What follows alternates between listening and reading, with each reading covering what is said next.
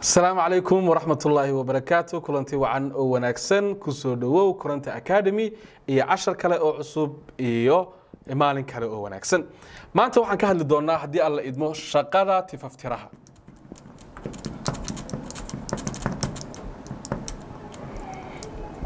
شقادة تففتره بحياتها. تففترها شقادة صارت أنت نقولين وحن ربعا إن رتا ستيشن كميديا ستيشن كو. محو كود سيها media station ka waxa asal u ah oo ku taagan yahay oo tiir u ah in uu leeyahay editorial policy siyaasad yani tafaftir inuu leeyahay editorial policy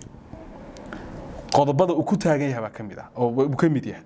oo la garanayo muxuu u taagan yahay warbaahintan muxuu u taagan tahay maxay sii deyn kartaa maxay sii deyn karin maxaa khalad ah maxaa khalad ahayn maxay khalad ku tahay intaas iyo inay iyadana leedahay sidoo kale siyaasadihii kale ee business policy ay leedahay strategy ay leedahay guidelines kala duwanaaye child reporting guidelines conflict sensitive reporting guidelines gender sensitive guidelines intaas oo dhan inay leedahay iyada intaas oo dhan baa waxay tahay wax asal u ah editorial policy-gaas ayuu ku shaqeeyaa editorku haddaba editorka aan ka hadlayno waxa jira qof la yiraahdo tifaftire af Soomaaliga tifaftire oo editor ah iyo qof la yiraahdo farsamayaqaan editing-ka yaqaana oo wax isku edit gareeya qofka farsamayaqaanka ah ee video-ga warbixinta qofka markuu soo duubto uu u keeno computer-ka fadhiya software-ka isticmaala isku xidhxira isagana dadka qaar editor bay ugu yeeraan yes laakiin waa technical saga dhinaca farsamada uu ku yahay editorkan imika aan ka hadlayna marka waa kan anshaxa ku ilaalinaya shaqada editorku kaliya ma aha inuu ilaaliyo ereyada la isticmaalayo kaliya ereyada af Soomaaliga la isticmaalayo kaliya inuu ilaaliyo ma aha hadallada dad ku hadlayaan inuu ilaaliyo kaliya ma aha waxa koow ah waxa weeyaan inuu ka jawaabo su'aasha ah sheekadan la sameynaya ee la baahinaya marka hore run ma tahay inuu run ahaanshiyeeda xaqiijiyo oo qofkani ma keenay argument ku filan in la rumaysto doodiisan sheekadan in la rumaystay run ay noqoto ma ku filan tahay intan uu yiri inuu ka hubiyo runtiisa labo inuu hubiyo miyuu ku jira wax ka hor imaanaya siyaasadii warbaahinta had siyaasadda warbaahinta markaan ka hadlayna ma aha cidda ay taageersan tahay wax dhibaya ma aha laba wax bay kala yihiin cidda taageersanta maxaa dhibaya iyo siyaasadda qoran waxa ka hor imaanaya siyaasadda qoran waxa laga yaabaa inay tahay TV-geena kama baxayo magac qabiil oo kale waa policy uu qoran kara TV waa sax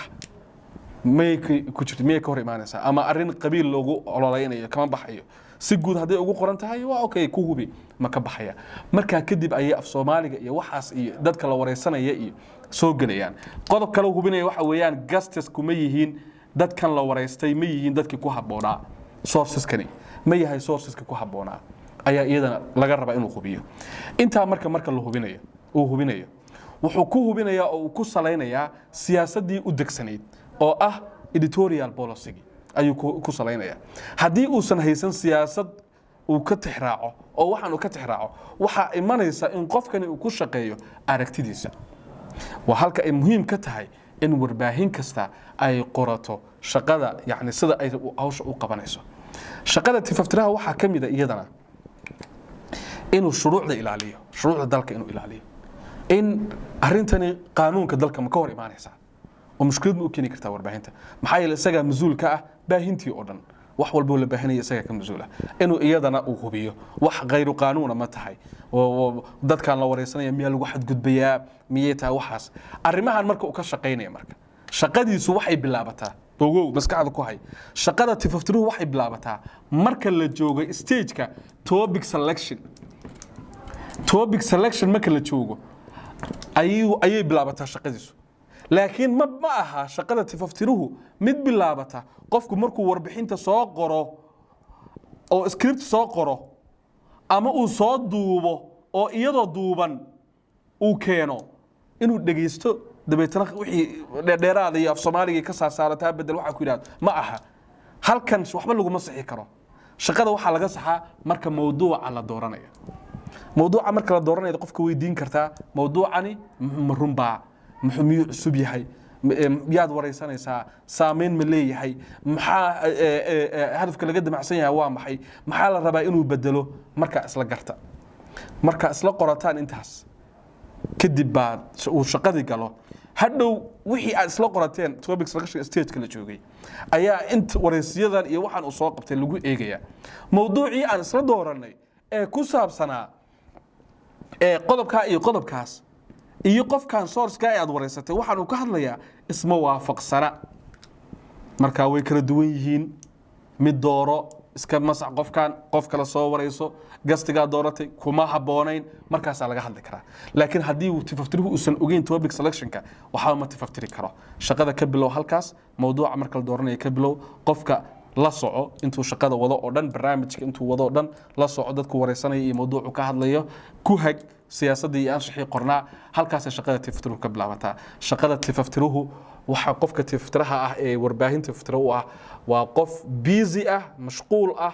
yani intaasoo sheeka wada waxa wanaagsan marka oo talo fiican ah in qofkaas uusan production ku jirin haddii qofkaasi uu qayb ka noqdo stresskii productionka oo isaga laftigiisa warbixino iyo sheekooyin iyo warar laga sugayo iyo wareysiyo iyo doodo